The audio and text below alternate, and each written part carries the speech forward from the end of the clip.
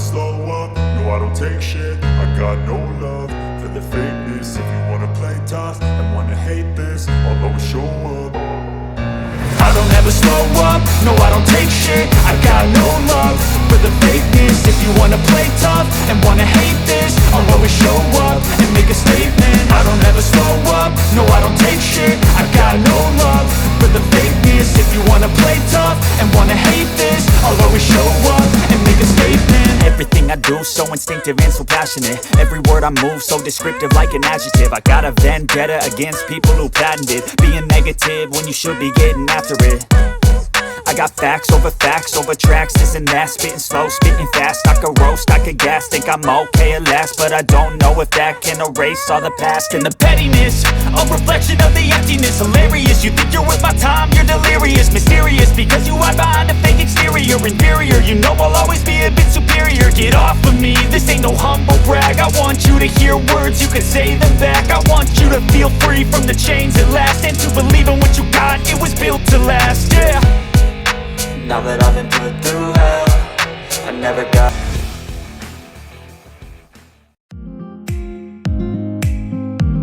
Waktu pertama kali Patrick Kluivert datang ke Indonesia, banyak banget fans yang optimis. Gimana enggak?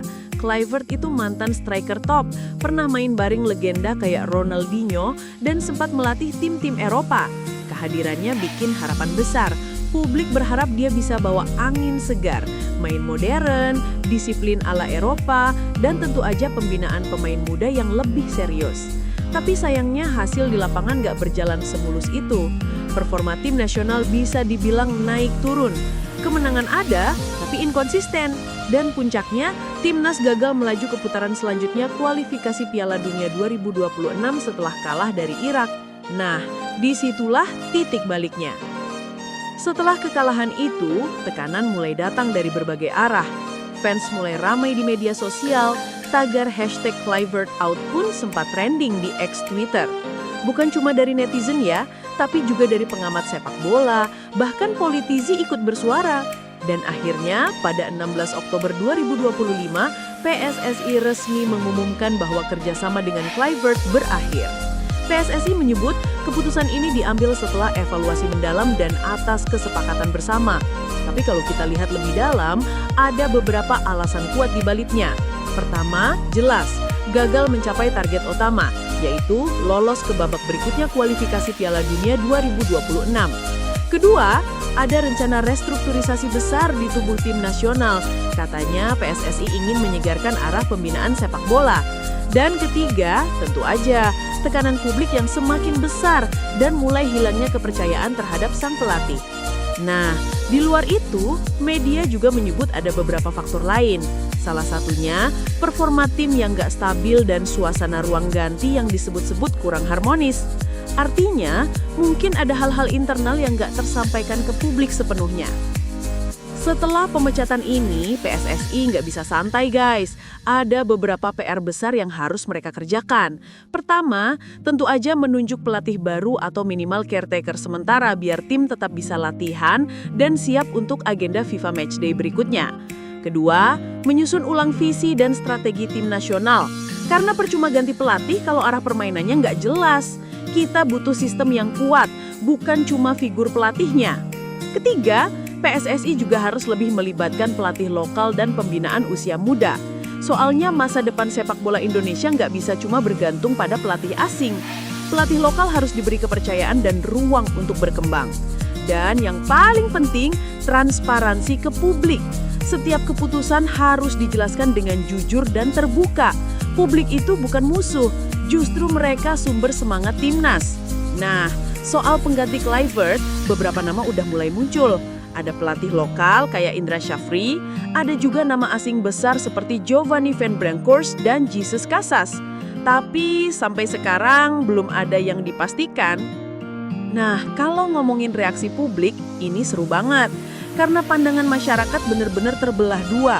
Di sisi yang mendukung, banyak supporter bilang keputusan ini udah tepat. Mereka ngerasa performa tim memang kurang dan butuh penyegaran baru.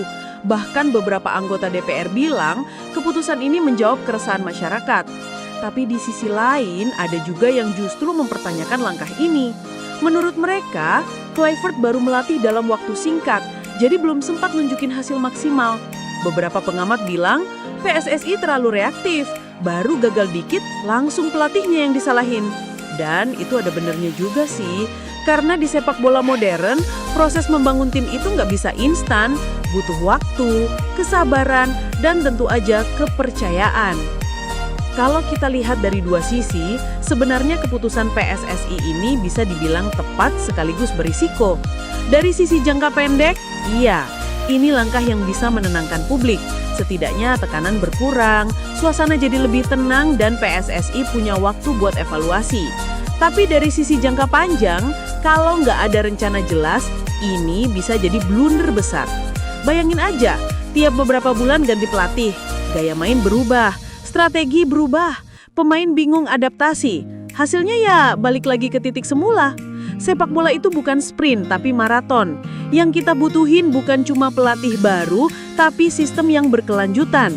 Dari akademi, liga, sampai ke timnas senior, semua harus nyambung.